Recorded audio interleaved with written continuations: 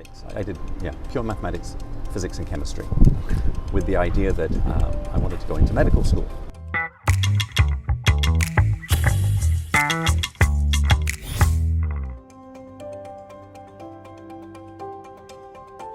Look, I want to thank you for taking the time out of your busy schedule.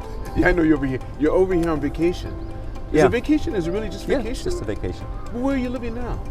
In Bangkok. In Bangkok. I retired from full-time school administration. Officially, I retired in July 2020, but then I couldn't actually leave Hong Kong at that time. Okay. Because the borders in Thailand were not open, and also because the new incoming principal couldn't get into Hong Kong. So you were principal of that school for how long? 4 years. 4 years. Prior to that? I was 8 years in mainland China. And you were principal of that school as well? Yeah, founding principal at both. Wow. Established. My goodness. New schools. You did more than two, or just the two? No, I in China I did actually 2.5. I was hired to set up one school, but then they were establishing another school in the next province. But the lady who they hired for that couldn't. She never arrived. She had to take a leave of absence, and then basically just backed out. Her mother was really ill, so she stayed in the UK to take care of her mom. So I was sort of shuttling backwards and forwards. It was the year before the school actually admitted students, and so there's a lot of admin stuff that you have to do that needs to be there before you can actually start recruiting students. You have to get a website and brochures and the curriculum outline and the policies and the procedures and everything, and hiring teachers and staff. So I was doing that for both schools. Basically they were the same. Just changed the name of the school, but everything else was the same. And then in Changsha, which was where I was living, the capital of Hunan province, that's where Chairman Mao is hailed from, I should say. The government was building. They built a school because they were trying to attract foreign investment, and they had seen how it was done in Suzhou, and so they sort of connected with the Suzhou Singapore International School, and that was who hired me, and I sort of did a little bit of training there, first of all, before moving to Changsha. And the school building was brand new. I mean, again, during my first year there, it was still being built, and it was designed for like 600 students. Was this a privately owned school, or was this a school that was run by the government? It was not run by the government. Like I say, it was built by the government because they wanted to attract foreign investment. Okay. But it was actually a Singapore-based international education services sort of company that were associated with Suzhou Singapore International School as well. And so they were like the management, the financial part backers. They provided, I guess, the software, and the government provided the hardware. Okay. So we started with four children, only 4. What'd you end up with? Well, when I left, there was still less than 100, about 98. Really? So we had to, we were under pressure from the government. So we actually started a local bilingual school to share the campus, and it was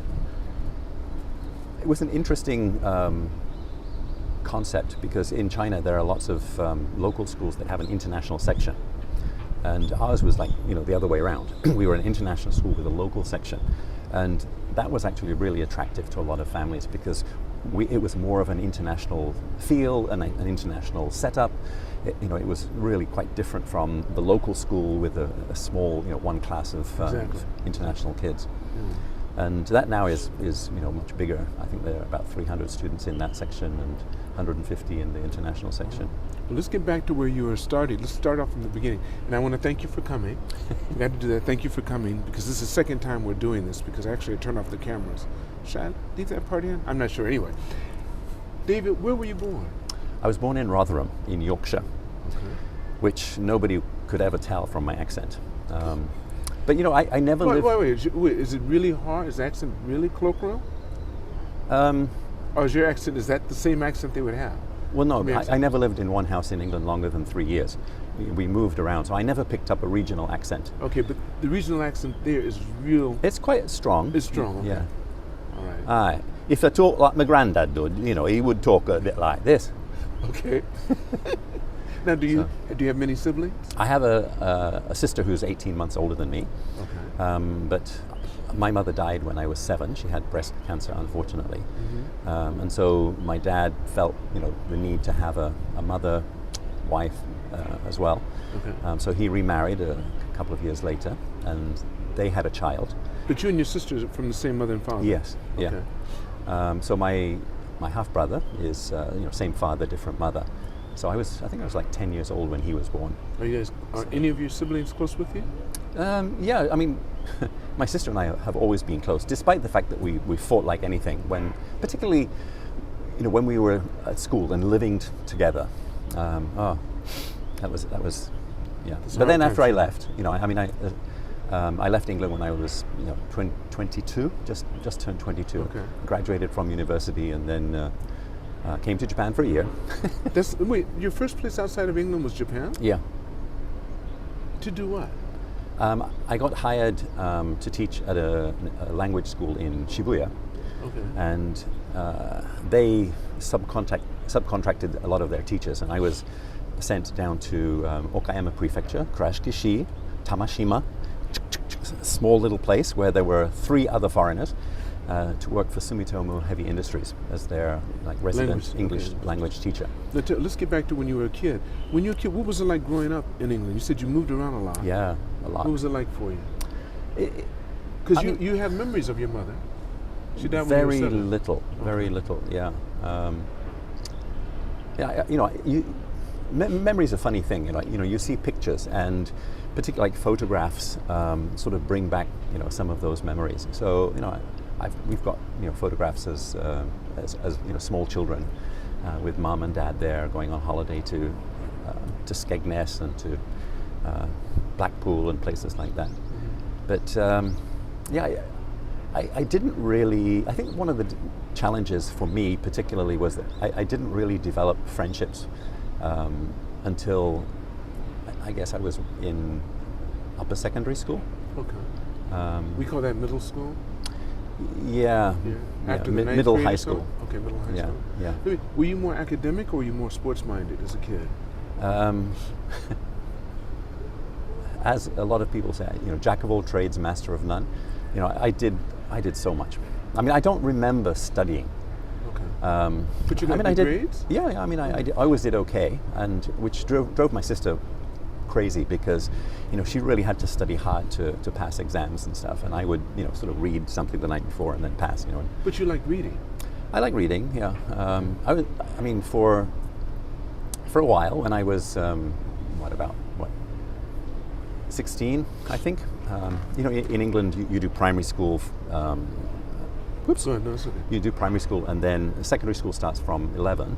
Okay. And it's sort of 11 to 16, and at the end of that period, we did what were called O levels, ordinary levels, GCSE, and then 2 years of high school. The last 2 years of high school is like a little bit like the IB diploma, and AP courses. It's A levels, advanced levels. Yes. So when I was selecting courses to do for A level, I did pure mathematics. Pure mathematics, physics, and chemistry, with the idea that I wanted to go into medical school. And then, what did your father do? He was an electrical engineer. Okay. Yeah, were you close with your dad? Yes and no. Okay. Yeah, he was. He was a bit of a taskmaster. Okay. And as most parents were in those days. Yeah. But yeah. So anyway, so you went in school studying those subjects because you wanted to become a doctor. Right. But then when I started investigating medical schools, they all said, "But you don't have biology." And I said, well, okay. Well, I didn't know I needed biology at the time, because 2 years previously, Mm-hmm. when you were choosing the subjects for O level, if you wanted to do all 3 sciences, biology, physics, and chemistry, you had to have a letter from your parents explaining why. And what was that? they wanted people to have a more holistic, broad range of subjects. No, but I'm asking, why do you have to have permission from your parents to study those subjects? Well, when you're 14, because basically, your parents are still your guardians, and I understand, yeah. But what about okay, all right, go on. They just, as I Right. said, the school wanted people to have a broader range. They didn't want people sort of just focusing on, a narrow band of subject. Okay. So, I didn't take it. Because you didn't want to get the permission? I didn't even think about. I mean, I had no idea what I was going to do Okay. in terms of a career at that stage, because I was into everything. Okay. I was in the church choir. I was taking piano lessons and French horn lessons. I was in the school orchestra. I was in the local Salvation Army band. I played in a private badminton club. I was on pretty much a school team every season. So I played rugby. I did cross country. So what resonated most with you now that you look back? Which are the ones that you enjoyed? Well, badminton was the one that I continued right through university, and I joined national tournaments. Played for my region. Played against the world number one. Back in when? When I was at university. What year? Oh my God. Because we're going to look it up. Rudy Hartono. Rudy Hartono. Yeah. And David Indonesian. Priest will be on there. We'll see that. You played against him? Yeah, I mean, I tried to find the information find- of the tournament, but and you couldn't find they it. only keep they keep records of who won and The winners, runners up. Okay. But first round when you lose 15-1, 15-1. Is that what it was? Yeah, it's like Okay. But at least you got there. But you did I get there. I won points. Right. So I think he was just playing around with me. But yeah, it was. That's interesting. So yeah, So that's what your schooling was like. So Yeah. basically, and then so when you finished high school, Well, when you finished your A levels, you didn't finish A levels. No, I didn't finish those 3 courses Right. because when I found out that I needed biology, and I went to the careers person at the sixth form college where I was at, and they said, well, it doesn't fit into your schedule. So what you will have to do is you'll have to take another year, and do just biology the next year, or I'm sort of thinking, okay, well, medical school is already 6 years, It's an additional 6 years, right? and another year, and it's like, You'd be way too and I old. was already, to be honest, I was already struggling with calculus. Okay. It was a little bit too conceptual for me, so I decided instead to do pure maths and applied maths, both mathematics courses and music. Right. So, and the head of the music department sort of, rolled his eyes. I'd done O-level music, but, it was already, I don't know, I think it was like September or October by the time, and so the course had already started. And one of the requirements for A-level music is you have to do a performance examination at what was called grade 6. And I had done grades 1, 2, and 3 when I was younger, and then when we moved, I continued to take piano lessons, but I didn't really want to be, sort of stuck in that cycle of practicing and performing only the pieces and the exercises for that exam, and then on to the next exam, and on to the next exam. I wanted to broaden my repertoire. So, that's what I said to the music teacher, and so we played lots of different stuff. So I had continued to do, quite well with the piano. But Do you still play piano? Can you still play? yeah. Okay. I mean, I taught music at Ishimachi as well. Did you? Yeah. Oh, I didn't know that. I thought you were just PE, physical education. Yeah, no. What subjects On and did you off. teach? What subjects did you teach in Nishimachi while you were there? Basically just PE and music. Okay. But I never knew that. You were the music teacher. yeah, middle school music for a few years. Okay. Yeah. And then, because before that I was at St. Joseph International School, and I was hired there to be the music teacher. And then How long were you hired? I was there for, 2.5 years. Was that just before they closed? A little bit earlier than that. Okay. A Right. few years before. Right. And then I went into Believe it or not, that's when I first met English. you. That's when I first met you. Oh, really? Think about it. You took me into your gym, which was a cubicle. It was like a squash ball court. Yeah, yeah.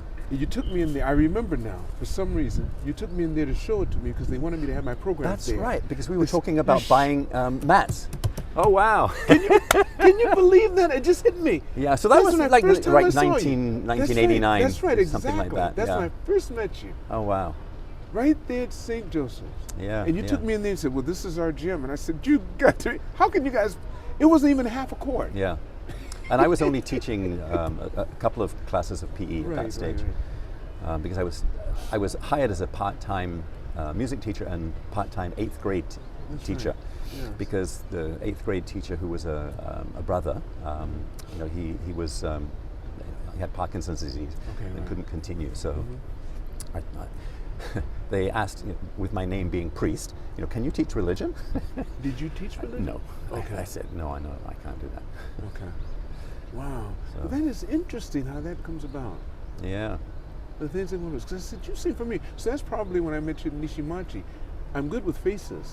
Bad with names. Or used to be. I'm getting better now because I have Miko beside me. But anyway, that's when we first met because I remember it went through my head. You went through because that's when I was selling master schools. Yeah, now I remember. That's right. Yeah. You sure were.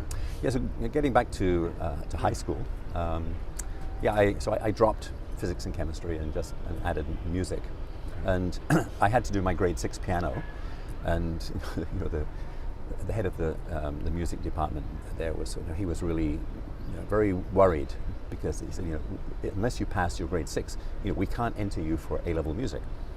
So now what grade are you in now when this is happening? Are you at your last? This is in school, right? So yeah, this is like 16, 17. Okay. Your final year then? Penultimate year, yeah. Okay, yes. And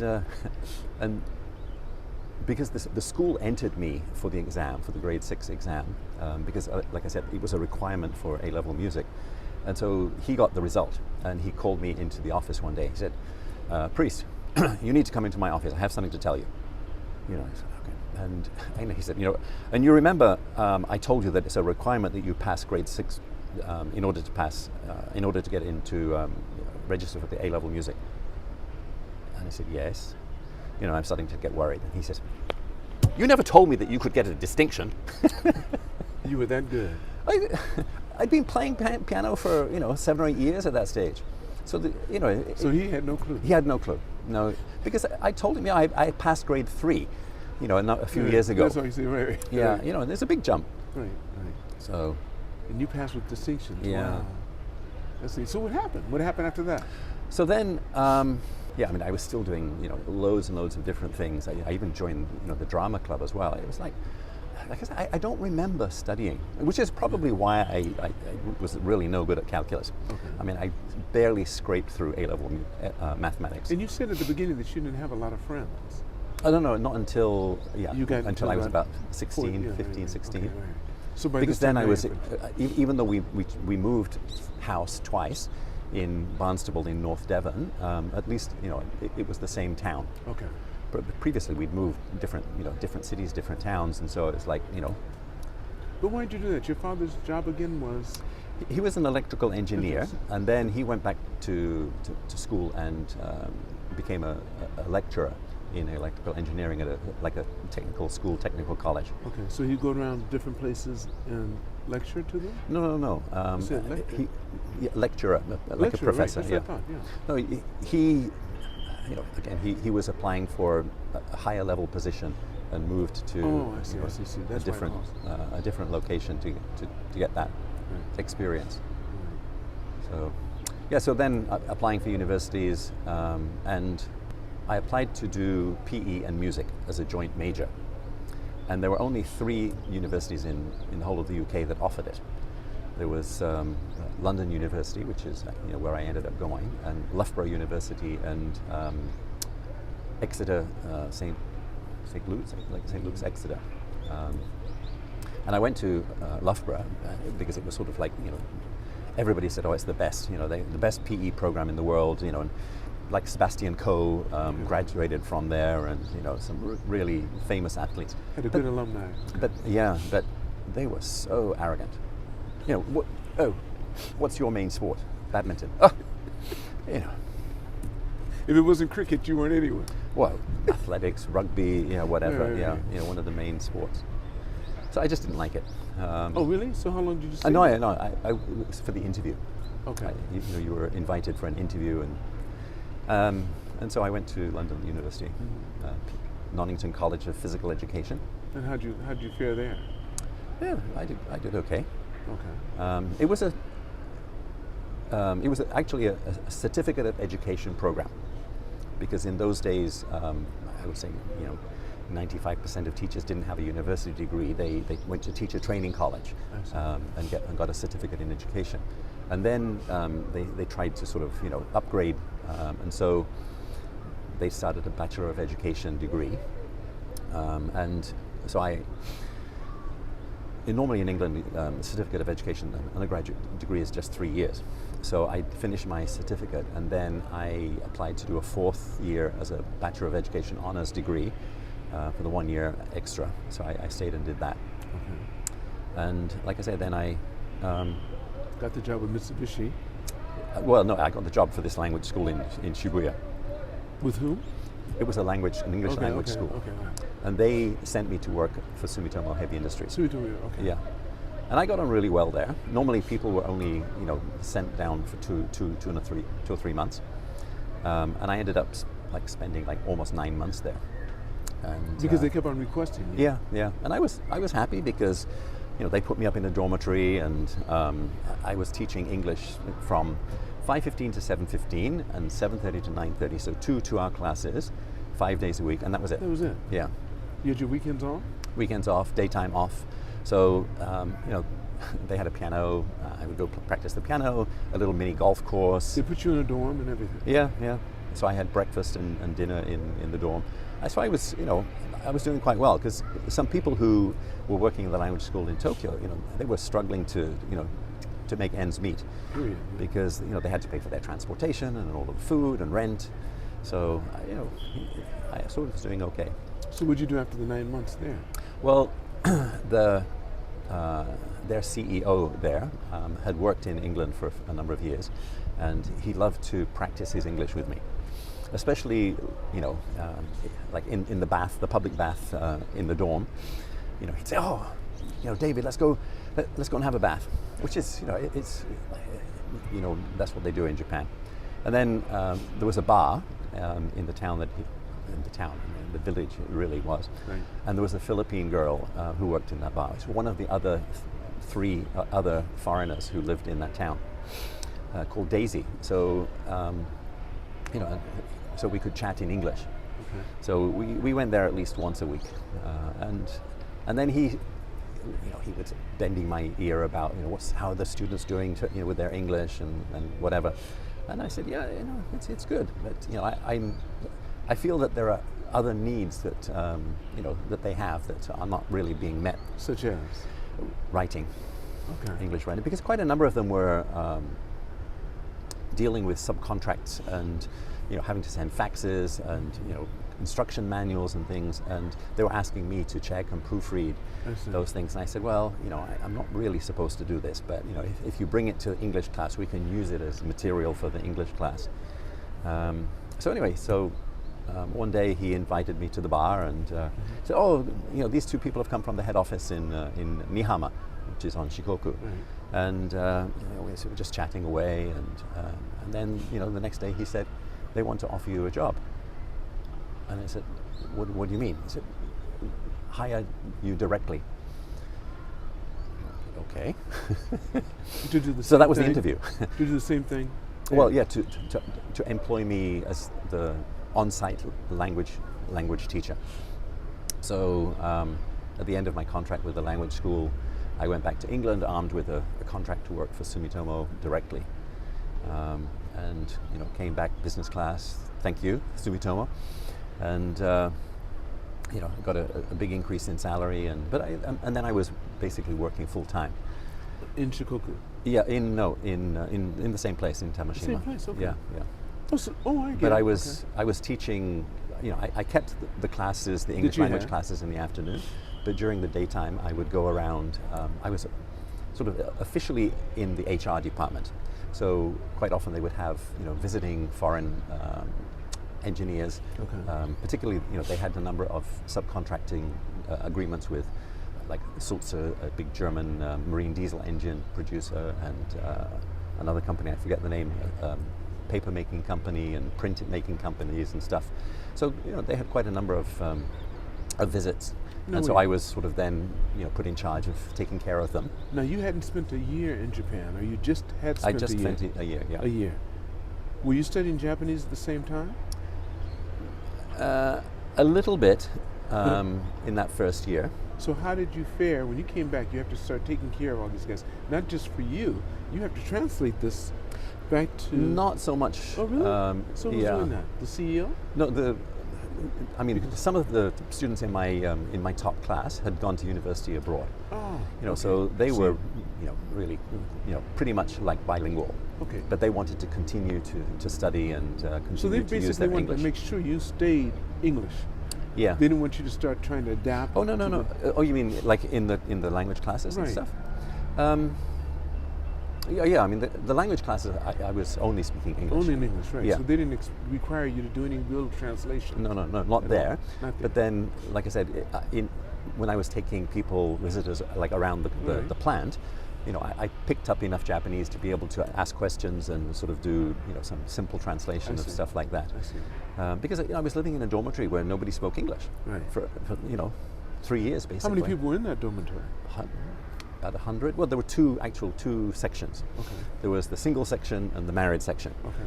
And I was put in the married section because the rooms were bigger and. But no one spoke English in the married section? Almost. Well, none of the staff, of course. Staff, okay. Some of my students were in the dormitory, so at the weekend, sometimes I would, we would get together and play tennis, or I was on their rugby team. I played tennis. I was on their cross country team. You continue to do what you did back in school. Yeah. You're a jack of all trades, but I would venture to say a master of many.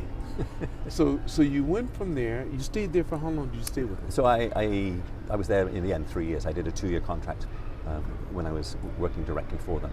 And what happened? But yeah, timing is everything in life, right? But pretty much as soon as I'd started that second year, well, let me go back. During my first year, a good friend of mine from college got a job teaching at a language school in Tokyo. And she wrote me and sort of said, David, can you find out, what is this, language school like? It's associated with the British Council in Tokyo. And so I sort of went and checked it out and said, yeah, it seems like it's a really good school. So she said, I've been offered a job there, and because you're in Tokyo, I thought it would be great, to go somewhere where at least I know somebody. So she came to Tokyo. So then, pretty much whenever I had a chance, I would come to Tokyo and we would spend time together. Okay. Because I was about to say, you weren't in Tokyo. No. You were in Shikoku. In Okayama. Okayama, yeah, right. Okayama. Okay. And it was at one of her language school's parties that I met Yoshihiro, who was my partner for 25 years. Okay, right. So we, and as I say, that was at the start of my second year. But he's a teacher at St. Moore or YAS? He taught at, I got him the job, introduced him to St. Joe's. Oh, so he St. worked Joseph. at St. Joseph's? Yeah, he was a Japanese language teacher at St. Joseph until they closed, and then he moved to TIS. Okay. Yeah, Tokyo International School. Yes, that was Patrick Newell's Patrick school. Newell's, and also his wife B. Yeah. Yes. Yeah. Okay. Yeah. So when he died in 2006, they were just so kind, and they. The way that the school celebrated his life and his contribution to TIS, it was just fantastic. Yeah. Forever grateful. How many years did you work there? Oh my gosh. I don't know, 7 or 8, something like that. Is that right? Yeah. Okay. Wow. That was sad, yeah. Yeah, I remember the situation because you came back very distraught. Yeah. No. So you got your friend in England, you went and checked in Tokyo to see how it was going. It was connected with the British consulate, right? Yeah. And you told her, okay. Yeah, so she came. She came. Yeah. And what happened from there? Well, no, she ended up staying in Japan, I think, like 5 or 6 years. She met a Japanese guy and they got married. And then, like 5 or 6 years later, they didn't have children, they wanted to have children, couldn't have children. He just sort of said, look, this is not working. I don't love you anymore. We don't have children. I'm leaving. Is she by any chance the young lady you brought over to my place when I invited you and the rest of them? So I think so. That's who Debbie. you brought over. Yeah. Yes. Yeah. Why are we having all these interviews? My goodness. Yeah. I had you come over because I had people I liked, and I wanted them to come over to my home when I lived in Master White House. Remember, and I had about 8 or 9 of us, or 10 of us, I guess, there. Yeah. Right, when the boys were young. That's neat. Wow.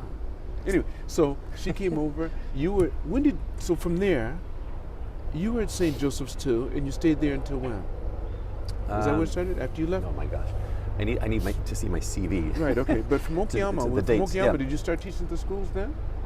When I left Okayama, I moved to Tokyo and I stayed with Yoshihiro at his home in Hachioji. Yeah. So, and then Yoshihiro and I were looking for a place together. Okay. So at that time, because Sumitomo had given me an extended contract, very kindly, I sort of said, look, I would like to stay in Japan, but I need to find a job, but I can't do anything probably full time until you transfer the visa, etc. So they said, no, we can just extend it for another 6 months. So I had a work visa still, and so I did a little bit of part-time English language teaching. I worked at Bunka Gakuin in Ochanamizu for a while, and a couple of other sort of language classes, language schools, until I got this offer at until Yoshihiro and I rented a place in Ogikubo, because he was still working out in Hachioji. His uncles run a little juku. And then I got the job in Yokohama at St. Joseph. St. Joseph? Yeah, just like the month after we'd moved into Ogikubo. Okay. So it was quite a long commute. Well, I can imagine. Yeah. So how long did you stay at St. Joseph's? It was basically 2.5 years. Okay. And I was itching to teach PE. So as I said, I was hired initially to sort of take over 8th grade and do the music program. And then Mike Morgan. Okay. Mike Morgan. He, British guy, really nice, married to a Japanese. So he wasn't going to go anywhere. So I figured, there's not much of an opportunity there. And then a guy called Chris Chang introduced me to Nishimachi. He said Takeo Tan, who is also a St. Joe's graduate, alumni, said they're looking for a PE teacher because David Green is going to be taking a sabbatical. So I said, okay, that would be good, but I don't really want to do just 1 year. Right. And Adair Nagata interviewed me. I know Adair well. Yeah, and she said, actually, David's not going to come back to PE. If he comes back, he never trained as a PE teacher. He was a basketball coach, loved sports, and cycling and outdoor stuff. But he wasn't a PE teacher. Right. So they were looking for somebody to really develop the PE program. Right. So. And you did that. You did it well. Yeah. You did well. It was easy to work with you because I had a program there during your time too. Yeah. And you were really pleasant to work with because I have to work with so many different people in the administrations. No, I like looking at the helicopters up there. So those of you that can't see up like David and I can, there's a helicopter because we're outside of the American Club. We're at the American Club, but we're outside. Beautiful day today. Yeah. They have perfect blue sky. They have a perfect blue sky, not a cloud to be seen. We have Tokyo Tower to the right of us, and we have the brand new Mori build being built up here, which I'll show you a picture of eventually. But it's just a beautiful day, and a helicopter that's actually just flying around it because it's basically showing what Mori's doing in this area. And I'm sure it's for them, yes. Yeah. The way they're hovering Probably, over the area. So if you hear that in some of the background, don't worry about it. It comes with being a podcaster. Anyway, so go on. So you ended up in Nishimachi. You developed a fantastic PE program. Yeah, and I became athletic director, middle school coordinator, vice principal for 1 year. You sure were. And I applied for the head of school position a couple of times, and didn't get it. And at the time, of course, you're always frustrated and disappointed. But then, I think, looking back, hindsight is perfect vision. I wasn't. I don't think I was ready actually to be a head of school at Nishimachi at that time. I think I was, it was too involved in how it already was, and so when Yoshihiro died in 2006, I just sort of felt, okay, I should do something different. We had talked about going overseas, and for him to teach Japanese, and for me to, get an administrative position or PE position somewhere else, but it just never happened. So I sort of took the time, applied for jobs, and was offered a head of school position in Mombasa in Kenya. That's right. And that was quite a challenge.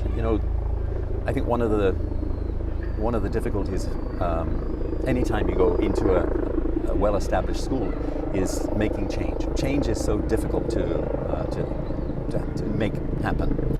The school in Mombasa was it was a British curriculum school, but they were implementing. The board had decided that they were going to implement the international primary curriculum in the primary school because they said we need to modernize. So I did the training in the summer with the head of the primary school, and I was basically tasked with implementing that change in the primary school, and that went down very well. It did. Yeah. Initially, it was hard, but as soon as the teachers started to relax and see how the children were enjoying it and having fun with their learning. What do you think helped to make that change? I mean, how do you think you contributed to making that change? What did you do?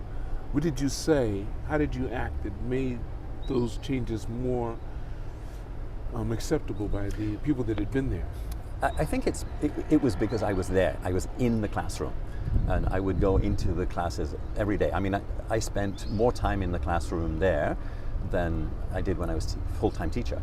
And all of the admin stuff, basically, I sort of did late afternoon and after school. They couldn't find you in your office, they could find you in the schoolroom. Yeah. And we had a consultant who sort of actually, she came and stayed with me for a couple of months at the very beginning, and she was the same, in the classroom, demonstrating how to get the kids involved, and the sorts of activities that you can do, to have interaction, instead of it being a textbook-driven curriculum. You were hands-on. Very hands-on, and I think it's something that I've always done since then, and I think it's something that has always been appreciated. At least people have said so. Now, when you say that you were hands-on, but you did not micromanage. I'm assuming you allowed people to do what they had to do. Oh yeah. Okay. You have to. Right. I mean, you can't be in all of the classrooms all of the time. Exactly. But going in and letting them know that you appreciate what they're doing, the challenge that it is for them, and we had lots of mini discussions about so what did you do that worked well today? What did you do that you really struggled with and had challenges? And they'd never been asked that before. Right. Yeah. Just get on with it. Yeah. Right. Oh, they'd just done the same thing that they'd always done. Open the books to page 36. Do these exercises. That's right. That's wrong. That's right. That's wrong. I mean, that was what they had done. They were never encouraged to learn. Right. Not only did they learn, they were teaching the children how to learn. Exactly. That yes. makes a big difference. And the secondary section were as worried as hell, because they said, when these children come into our classes, what are we going to do? Because they're going to know more than we do. Well, they're not going to want to just sit and That's right. Do exercises and textbooks. 2008, in November, December, the post-election violence in Kenya, when the election was stolen, and a lot of the violence in Mombasa was right outside the school, and we lost a couple of staff members that were hacked to death.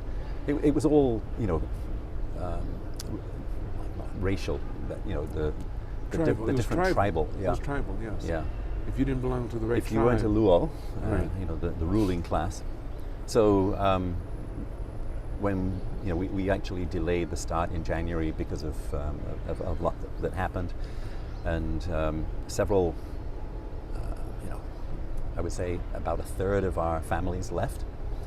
Anybody who was involved in tourism left. If they had money and they could leave, they saw the writing on the wall that people were not going to come to Kenya. So restaurants shut down, hotels shut down, safari companies, scuba diving shops, everything shut down. So it was the school was actually owned and run by a Jain, religious Jainism organization, and they had schools in Mombasa and in Nairobi. They didn't. The one in Nairobi, did fare a lot better, but Mombasa really struggled, and so they sort of said, "Look, I'm sorry, we cannot afford to continue to hire expat teachers." We were brought in. There were 3 of us, expat teachers, who were brought in to sort of help make the change, to modernize. And so they said, at the end of the school year, I'm sorry, we're not going to be able to renew your contract. But they introduced me to this school in Mumbai, it was a school in Mumbai that was looking to establish a branch new school. So they wanted someone to come in and head that up. So which was really exciting for me. In a sense, I guess I was more ready after that 1 year in Mombasa than I was when I first left at Nishimachi. But the idea of being able to put your philosophy and your ethos into a school was something that I thought would be really exciting. Were you pleased with the result? Well, unfortunately, again, I cut short. Yeah, the Mumbai bombings. Because the school in Ahmedabad, Gujarat province, was supposed to be mostly there for the Tata Motors plant that was being built there. The Indian plant, right? Tata, Indian Motor Company. Because they were also, they subcontracted with several European car parts and whatever makers, and they were bringing quite a lot of expats in to help set up the plant and get it going. So, they needed an international school in the neighborhood. So that was the plan. But that was all put on hold with the Mumbai bombings.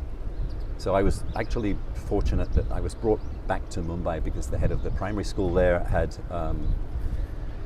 she had to go back to Germany to take care of her father.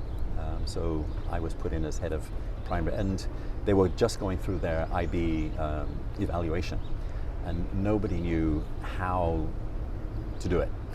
Did you? Not IB evaluation, but I'd been chair of the CIS accreditation at Nishimachi, and I'd been on the WASC committee before that. So the authorization and the accreditation, they're almost the same. There are standards and practices, and you look at the standard and what are the practices that you need to show, and what is the evidence that you have to show that you're meeting the standard or not.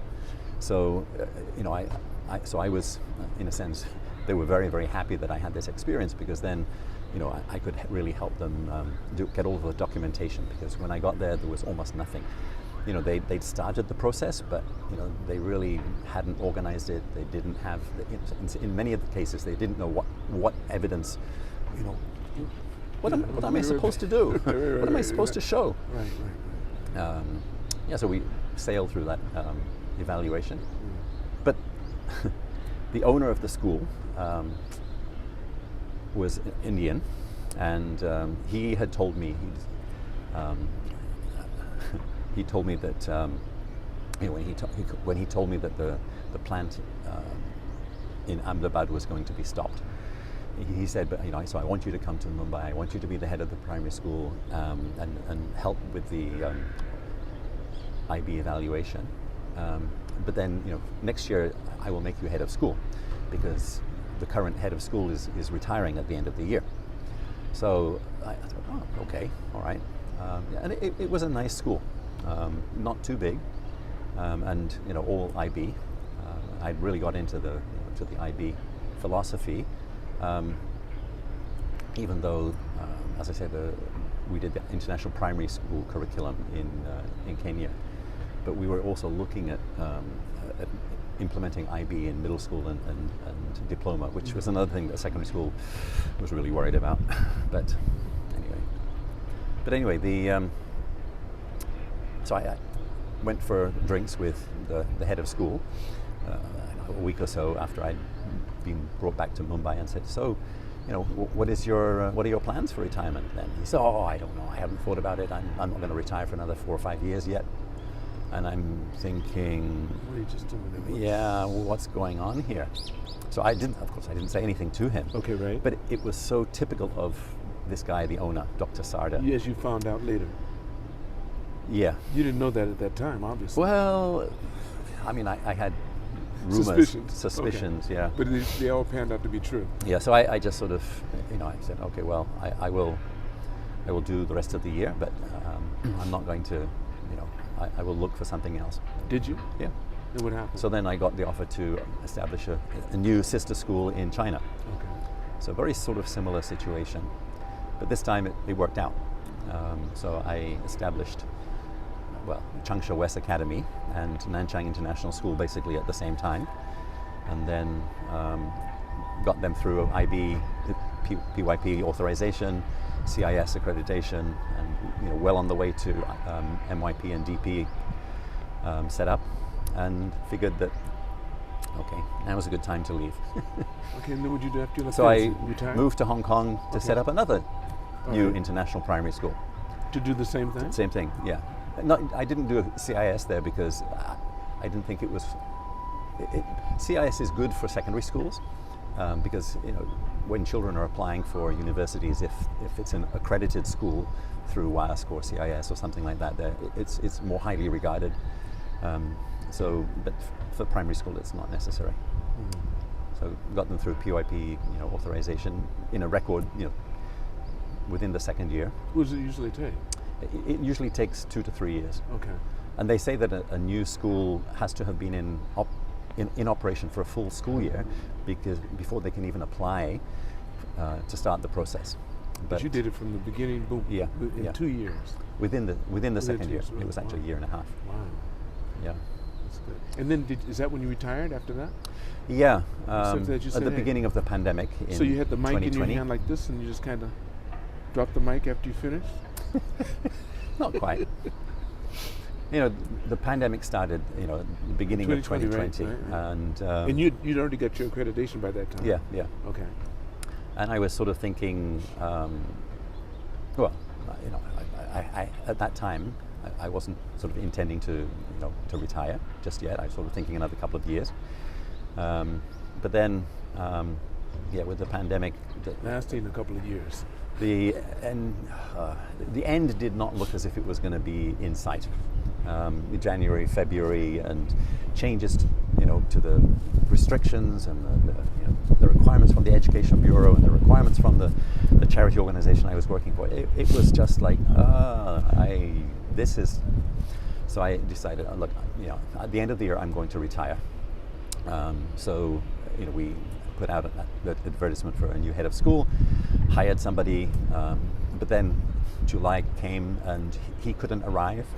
I couldn't retire to Thailand because the borders were still closed, so I, not really so reluctantly, agreed to stay on through August, September and October, 1 month at a time, until everything panned out. The new principal came at the end of September, so we had about a month sort of handover time, which was good. But we still had a year more of COVID. Yeah, well, but then everything being closed. The borders opened in Thailand at the beginning of November 2020. Okay. So I was able to leave Hong Kong and retire. I bought a visa, 20-year visa for Thailand. So what does present day see David Priest doing? What are you doing now to occupy your time? Apart from sitting here talking to you. Whatever you want to. Yeah, well, pretty much, yes. Do you have any projects planned? Well, I'm still registered with the IB, so I'm a school. I read their schools apply for authorization, so they have to submit a lot of documents, and so I read through all of those and sort of check if everything is okay or not. Okay. Give feedback if necessary. Also, schools that are going through the authorization process. There's what is called an authorization visit, and then 5 years later, an evaluation visit. So I'm a team leader, so I lead other people, and we do the evaluation or the accreditation. So I've done a number of those, and I'm also a consultant. So I'm actually consulting for 2 preschools in Tokyo. They are applying for PYP authorization. So during that process now, the IB appoint a consultant. So I work 20 hours consultancy online, remote consultancy, plus I have to do a 2-day on-site visit. So next year probably I will come to Tokyo twice for that purpose. 2 schools. Yeah. Right. So you're accredited for how long? How long does the accreditation last? Well, I've just done my upskilling, it's called, because they're... It's called what? Upskilling. Upskilling, okay. Yeah, to skill, Yes. because they have, well, they're called the 2020 Standards and Practices because they were supposed to start in 2020, but of course they didn't because nothing happened. So they only just starting now. So new schools that are applying for IB authorization now have to follow the 2020 Standards and Practices.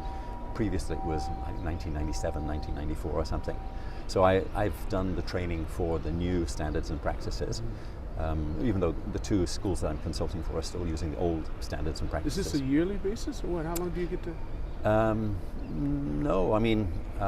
you're accredited, right? So you're accredited to be able to teach this or to observe the schools and see if they meet all the requirements. And complete all now, the reports. How long do you have that authorization to be able to do so? I guess, I don't know. I don't think there is necessarily a time frame. But you need to be up to par with whatever the standards have changed to. Yeah. And do they change them regularly, yearly? Well, like I said, I think the previous ones were 1994 or 1997. So I think every 5 years, 10 years. I see. So I'm probably not going to do it again. Okay. You don't think so? I don't know. You're still a young man. You got so much time left. 65 next month. Oh my goodness! Congratulations! Congratulations. Yeah. There's a question I like to end my podcast with. Yeah. If you were able to go back in time and meet the 20-year-old David Priest, what advice would you give him, knowing what you know now? I don't know that I would make many changes. Because I think we talked about it, before. Things that have happened in the past are in the past. So, it's really hard to know, okay, if I did something differently, what? Who knows where your path career would have gone. I think had it been earlier, the choice of subjects in secondary school, I would have done something a little bit different from that. And I think, I think one other thing that perhaps I would have done is to have left Nishimachi earlier. I guess I wasn't brave enough to, just to apply for jobs abroad and go for it. I think if I had done that a little bit earlier, I would have loved to have come back and been head of school at Nishimachi. David, I want to thank you so much. You're welcome. Fantastic. Yeah. All of you watching this podcast, make sure that you press like and subscribe. And remember, it's all unknown, so reach for the stars because you're too blessed to be stressed.